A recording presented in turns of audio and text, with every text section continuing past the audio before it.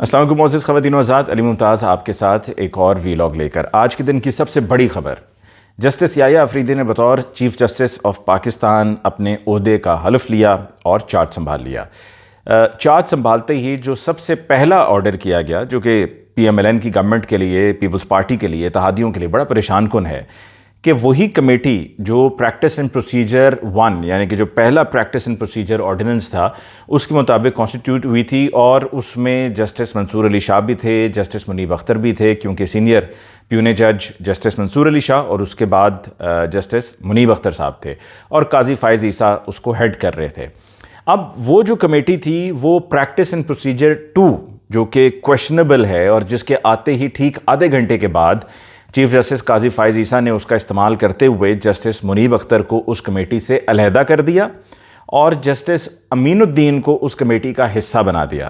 تو جب یہ سب ہوا تو اس وقت جسٹس منصور علی شاہ صاحب نے بھی ایک خط لکھا، جس کا ابھی چیف جسٹس قاضی فائز عیسیٰ کو جانے سے پہلے دوبارہ ایک اور خط لکھ کر حوالہ بھی دیا گیا، اور اس میں کہا کہ جی یہ اس کے اوپر فل کورٹ اجلاس بلایا جائے،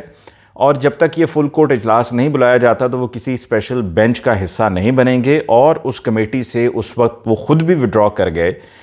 جو 3 رکنی کمیٹی تھی، کہ جب یہ پریکٹس اینڈ پروسیجر 2 آیا۔ تو اس کے ذرا بیک گراؤنڈ میں جاتے ہوئے وہی بات کہ جو غیر آئینی ترمیم تھی، وہ غیر آئینی ترمیم ان لوٹوں کی مدد سے لائی گئی، کامیاب بنائی گئی، سینٹ میں بھی، قومی اسمبلی میں بھی، سینٹ میں بی این پی کے 2 سینیٹرز کو اٹھایا گیا اور پھر ان سے ووٹ دلوایا گیا، اور پھر اسی طرح سے دوسری طرف پی ایم ایل این نے قومی اسمبلی میں پاکستان تحریک انصاف کے جو حمایت یافتہ امیدوار یا ممبرز تھے نیشنل اسمبلی کے، ان کی مدد سے یہ 26ویں آئینی ترمیم کو منظور کیا۔ ترمیم منظور ہوئی، ترمیم منظور ہونے کے بعد وہ کمیٹی فارم ہوئی،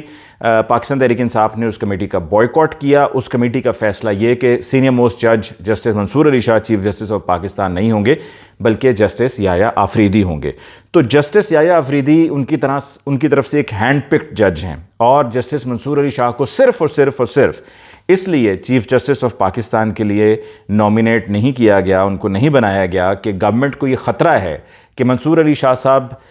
ان سے کسی بھی طرح سے نیگوشیٹ کرنے کو تیار نہیں تھے۔ کوششیں کی گئیں ان کو قائل کرنے کی، ان کو آفرز، ان کو پیشکش بھی کی گئی، لیکن ان کی طرف سے مسترد کر دیا گیا، بلکہ جو ملاقاتوں کی بھی کوشش کی گئی، ان ملاقاتوں کی کوشش کو بھی انہوں نے ٹرن ڈاؤن کر دیا، اور منصور علی شاہ چونکہ ان کے قابو میں نہیں تھے، کنٹرول میں نہیں تھے، تو اس لیے جسٹس یحییٰ آفریدی صاحب کو سلیکٹ کیا گیا۔ اب جسٹس یحییٰ آفریدی صاحب کی بطور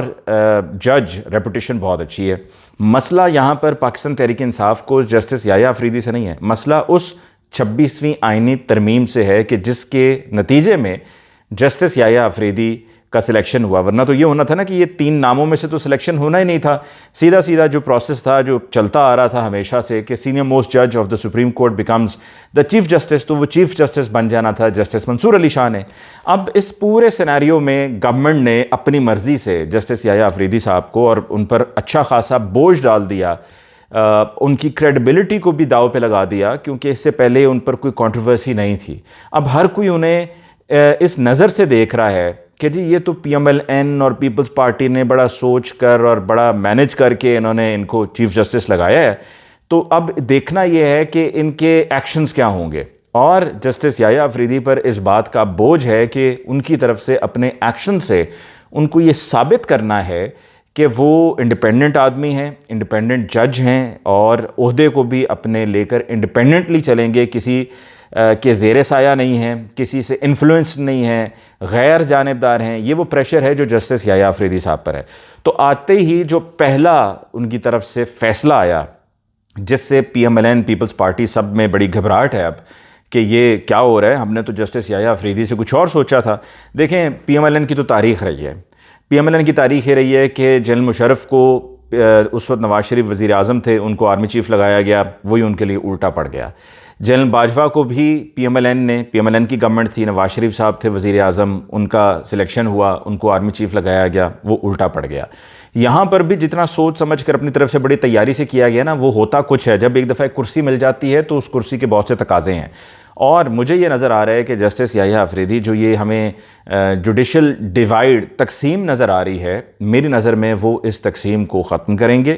تمام ججز ایک پیج پر ہوں گے. 28 تاریخ کی تاریخ دی گئی ہے جوڈیشل فل کورٹ اجلاس کے لیے، فل کورٹ میٹنگ کے لیے. اس میں تمام ججز، جسٹس منصور علی شاہ عمرے کی ادائیگی کے لیے چونکہ گئے ہوئے ہیں تو وہ اس میں شرکت نہیں کریں گے، لیکن باقی تمام جج صاحبان موجود ہوں گے. اب جیسا کہ آپ نے کل دیکھا کہ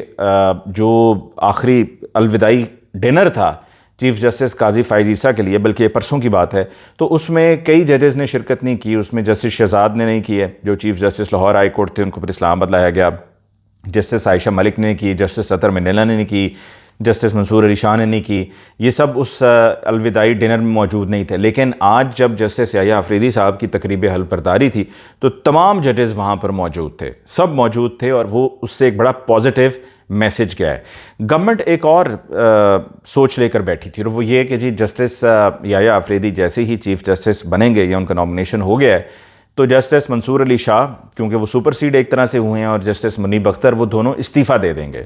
اور یہ جو سوچ ہے اس کی عکاسی خواجہ آصف صاحب کی اس قومی اسمبلی کی تقریر میں بھی ہے، جس میں جسٹس اعجاز الاحسن اور جسٹس مظاہر علی اکبر نقوی کو لے کر خواجہ آصف صاحب نے یہ فرمایا تھا کہ جی مقابلہ کرتے نا، استعفیٰ کیوں دیا، دوڑ کیوں گئے. تو یہاں پر یہ جسٹس منیب اختر اور جسٹس منصور علی شاہ اور طرح کے آدمی ہیں، وہ اس پورے نظام کا حصہ رہتے ہوئے، جوڈیشری کا حصہ رہتے ہوئے اپنی ڈیوٹی، اپنے فرض کو نبھانے کے لیے پرعزم ہیں اور استعفیٰ نہیں دے رہے ہیں. تو یہ ان کے لیے پہلا ایک ایشو تھا. دوسرا ایشو کہ جو جسٹس یحییٰ آفریدی نے چارج سنبھالتے ہی یہ جو پریکٹس اینڈ پروسیجر کا میں نے آپ کو بتایا کہ جس میں منیب اختر صاحب اور منصور علی شاہ صاحب پہلے تھے، اب نہیں ہیں، ان کو دوبارہ انہوں نے اس کمیٹی کو دوبارہ سے فارم کیا ہے، ری کانسٹیٹیوٹ کیا ہے، اور ری کانسٹیٹیوٹ کر کے دونوں جج صاحبان کو، منیب اختر صاحب کو بھی اور منصور علی شاہ صاحب کو بھی اس کا حصہ بنایا ہے. اور جو دوسرا مطالبہ منصور علی شاہ صاحب کے اس خط میں بھی تھا جو سابق چیف جسٹس قاضی فائز عیسیٰ کو لکھا گیا تھا ابھی ان کے جانے سے کچھ دن پہلے، اور اس میں مطالبہ پھر اس کو دہرایا گیا تھا کہ جی فل کورٹ اجلاس بلایا جائے، تو وہ فل کورٹ اجلاس بھی بلا لیا گیا ہے. اب اس فل کورٹ اجلاس میں جو یہ دوسرا پریکٹس اینڈ پروسیجر 2 ہے جو پاس ہوا تھا، اس پر تمام جج صاحبان بیٹھ کر فیصلہ کریں گے. اور گورنمنٹ ایک نیریٹو بلڈ کرنے کی کوشش کر رہی ہے. وہ یہ کہہ رہی ہے کہ جی چونکہ سپر سیڈ ہو گئے ہیں منصور علی شاہ صاحب اور منیب اختر صاحب، تو لہٰذا وہ اب سینئر پیونے جج منصور علی شاہ نہیں ہوں گے، بلکہ جسٹس امین الدین خان صاحب ہیں. اور پھر یہ کہنا چاہ رہے ہیں کہ جی منیب اختر صاحب کی جگہ جسٹس جمال خان مندوخیل ہوں گے. تو یہ اب ایک وہ نیریٹو ہے جس کو وہ بلڈ کرنے کی کوشش کر رہے ہیں، لیکن یہ ججز نے فیصلہ کرنا ہے. اور جو پہلا فیصلہ ہے اس سے ایک میسج بھی گیا ہے کہ منصور علی شاہ ابھی بھی ایفیکٹو ہوں گے، منیب اختر صاحب ابھی بھی ایفیکٹو ہوں گے. اور مجھے یہ لگ رہا ہے کہ جو 26ویں آئینی ترمیم ہے جو کہ 63A کے ختم کیے جانے کے بعد، اور وہ بھی ختم کیسے ہوا، اسی رد و بدل سے جو پریکٹس اینڈ پروسیجر 2 آیا، اس کے نتیجے میں جو یہ کمیٹی تھی جس میں پہلے قاضی فائز عیسیٰ، منصور علی شاہ اور منیب اختر تھے، اس کمیٹی میں رد و بدل ہوا، مرضی کا پھر بینچ بنایا قاضی فائز عیسیٰ نے، اور اس طرح سے 63A کو انہوں نے اڑا دیا. یہ ایک پورا گیم پلان تھا جس کے تحت ہوا. تو یہ فل کورٹ اجلاس ہونا ہے. پھر اس کے بعد جب یہ معاملہ 26ویں آئینی ترمیم کا آئینی بینچ کے سامنے رکھا جائے گا، یا ہو سکتا ہے کہ فل کورٹ اس کے لیے بنا دیا جائے، فل کورٹ فیصلہ کرے 26ویں آئینی ترمیم پر، اور اس کے بعد عین ممکن ہے کہ یہ رول بیک ہو، یہ 26ویں آئینی ترمیم رول بیک ہو. جسٹس یحییٰ آفریدی کو اس سے فرق نہیں پڑے گا، گو کہ ان کو وہ منصب مل چکا ہوا ہے، لیکن یہ کہ اس سے ان کا وقار بلند ہوگا کہ انہوں نے سینیورٹی کا جو پرنسپل ہے اس کو برقرار رکھا اور انڈورس کیا کہ جی جوڈیشری میں اتفاق ہونا چاہیے، اتحاد ہونا چاہیے، جوڈیشری کے فیصلوں پر ایگزیکٹو کو عمل درآمد کرنا ہے. پھر جسٹس یحییٰ آفریدی کو یہ بھی ثابت کرنا ہے کہ وہ ایک ایسے جج ہیں کہ جو انسانی حقوق کی خلاف ورزیاں ہو رہی ہیں اور جو انسانی حقوق پامال ہوئے ہیں وہ سلسلہ ختم ہو، رکے. جو فورسڈ ڈسپیرنسز ہیں، جبری گمشدگیاں، ان کو بھی ختم کیا جائے. تو اب یہ نئی کمیٹی فارم ہو گئی ہے. اور ایک خبر میں آپ کو یہاں پر یہ دوں کہ گورنمنٹ اب ارادہ رکھتی ہے ایک اور آرڈیننس لانے کا، اور اس آرڈیننس کے تحت وہ یہ کوشش کرنے جا رہی ہے کہ اگر یہ فل کورٹ اجلاس ہونے کے بعد بھی طے ہوتا ہے کہ جی سینئر پیونے جج منصور علی شاہ ہیں اور پھر اس کے بعد منیب اختر صاحب ہیں اور یہی اسی کمیٹی کا حصہ ہوں گے، اور وہی تینوں بیٹھ کر مشترکہ فیصلے کریں گے کہ بینچز کی تشکیل کے فیصلے جو ہوں گے وہ انہی کی طرف سے ہوں گے. تو پھر گورنمنٹ ایک نیا آرڈیننس لانے کا ارادہ رکھتی ہے جس میں وہ کیا کرے گی کہ جی پریکٹس اینڈ پروسیجر 3 آ جائے گا وہ، اور اس میں یہ ہوگا کہ جی ٹاپ کے جو 5 ججز ہیں وہ اس کمیٹی کا حصہ ہوں گے۔ اب یہ کوشش اس لیے ہوگی کہ جسٹس امین الدین خان اور جسٹس جمال خان مندوخیل اور پھر ساتھ میں جسٹس یحییٰ آفریدی، یہ تینوں کی اکثریت ہو جائے گی 3-2 سے، اور اگر منصور علی شاہ صاحب اور منیب اختر صاحب اس میں کمیٹی کا حصہ رہتے بھی ہیں تو اس سے کوئی فرق نہیں پڑے گا۔ لیکن میں آپ کو بات یہ آج واضح کر دوں کہ آج جسٹس یحییٰ آفریدی نے یہ ثابت کر دیا ہے کہ وہ انڈیپینڈنس آف جوڈیشری کو لے کر چلیں گے، اور میری نظر میں 26ویں آئین ترمیم کے لیے گورنمنٹ کے لیے پریشانی کا وقت ہوا جاتا ہے، ان کو سرپرائز ملنے والا ہے، اور اس سرپرائز کے تحت گورنمنٹ کے لیے جو ایک پہلے سے کوششیں تھیں کہ جی 26ویں آئینی ترمیم کے ذریعے مسئلے مسائل حل ہو جائیں گے، وہ پھر اب یہ 27ویں ترمیم کی بھی کوشش کر رہے تھے، پلان کر رہے تھے، لیکن وہ 27ویں ترمیم تو پہلے آپ 26ویں ترمیم بچا لیں، پھر اس کے بعد اب 27ویں ترمیم پر جائیں گے۔ اور مولانا فضل الرحمان صاحب کے بارے میں نے ایک ٹویٹ کی تھی، اور وہ میں اس پر آج بھی قائم ہوں، اور وہ ثابت بھی ہو رہا ہے، اور آہستہ آہستہ مزید ثابت ہوگا کہ مولانا فضل الرحمان صاحب کے ساتھ دھوکہ ہو گیا ہے۔ ان سے کسی نے یہ کہا تھا کہ جی منصور علی شاہ صاحب کو ہم چیف جسٹس بنائیں گے، لیکن ایسا ہوا نہیں ہے، تو ان کے ساتھ دھوکہ ہوا ہے۔ اور جو کل مولانا فضل الرحمان سے بھی فرما رہے تھے کہ یہ 27ویں ترمیم لا کر تو دکھائیں، تو اب چونکہ 63 نہیں ہیں تو مولانا فضل الرحمان صاحب کے ذریعے وہ 26ویں تو لے آئے ہیں، وہ 27ویں بھی لے آئیں گے۔ تو مولانا فضل الرحمان صاحب نے جتنا اپنا ایک امیج بلڈ کیا تھا پچھلے 1 مہینے میں، اس امیج کو ایک دم سے دھڑم انہوں نے نیچے گرا دیا تھا۔ بہتر تو یہی ہوتا ہے کہ اس وقت ہی وہ یہ طے کر لیتے کہ اس کا حصہ نہیں بنیں گے، جس طرح اختر مینگل صاحب نے بھی کہا، بھلے ان کی پارٹی کے 2 سینیٹرز کو غائب کر کے پھر ان سے ووٹ بھی دلوا دیا گیا، لیکن ان کا ایک سٹیچر اب ہے، ایک لوگوں کی عزت، لوگوں کی نظر میں ان کی عزت ہے کہ جی انہوں نے یہ کہا تھا کہ میں اس کا حصہ نہیں بنوں گا۔ تو اسی طرح مولانا فضل الرحمان صاحب کو بھی چاہیے تھا کہ وہ اس سے علیحدہ رہتے، پی ٹی آئی کے ساتھ مل کر کوئی تحریک چلاتے، احتجاج کرتے۔ وہ میرا خیال میں ان کے ووٹ بینک کے لیے بھی زیادہ بہتر ہونا تھا کہ جی انہوں نے